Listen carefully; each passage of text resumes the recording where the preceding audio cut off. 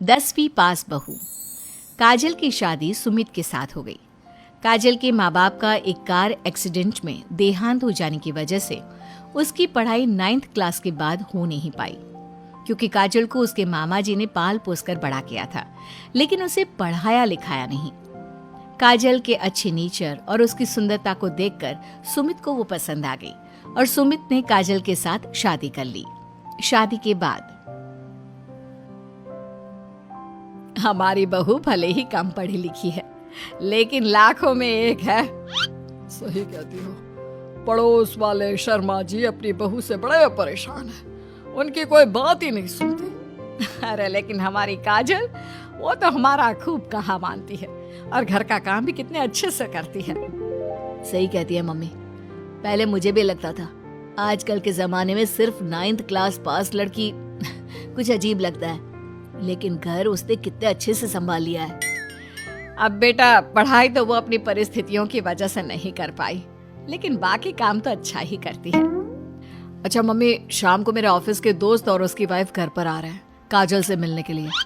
अरे ये तो बहुत अच्छी बात है बेटा, लेकर आओ तुम्हारे दोस्तों को। शाम के वक्त काजल, ये मेरा दोस्त अजय है और ये उसकी पत्नी सोनाली।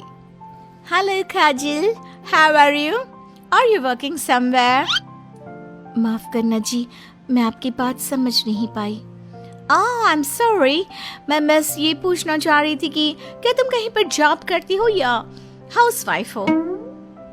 जॉब? आपका मतलब नौकरी ना, लेकिन वो मैं कैसे कर सकती हूँ? ये तुम्हारी वाइफ क्या कह रही है?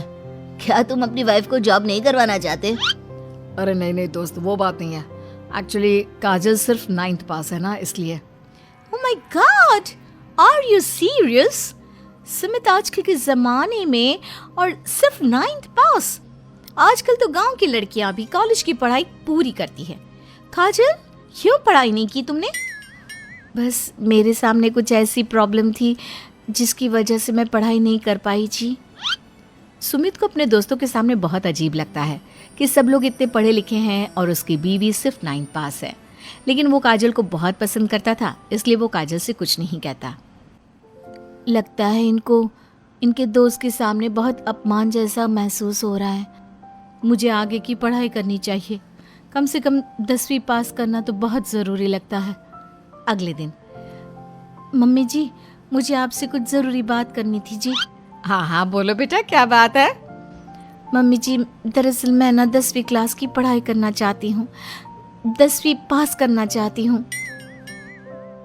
लेकिन बेटा, अब घर के इतने सारे काम, जिम्मेदारियों के बीच तुम 10वीं की पढ़ाई कैसे करोगी? पापा जी, मेरा बहुत मन है, प्लीज मना मत करिए ना जी। अरे ठीक है बेटा, जैसे तुम्हारी इच्छा, तुम 10वीं का फॉर्म भर दो। काजल खुश होते हुए वहां से चली जाती है। कुछ दिनों के बाद, मम्मी, क्या आपने सच में खुश होकर काजल को आगे की पढ़ाई करने की परमिशन दे दी? मेरा मतलब है, वो पढ़ाई करेगी तो घर का सारा काम, जिम्मेदारी कौन संभालेगा? अरे देखो बेटा, काजल हमारा इतना ख्याल रखती है, अब उसने हमसे परमिशन मांगी थी तो हम कैसे मना कर देते। और वैसे भी एक बार एग्जाम देने दो, उसका मन रह जाएगा। तुम्हें क्या लगता है, अब शादी के बाद 10वीं की परीक्षा पास करना आसान होता है क्या?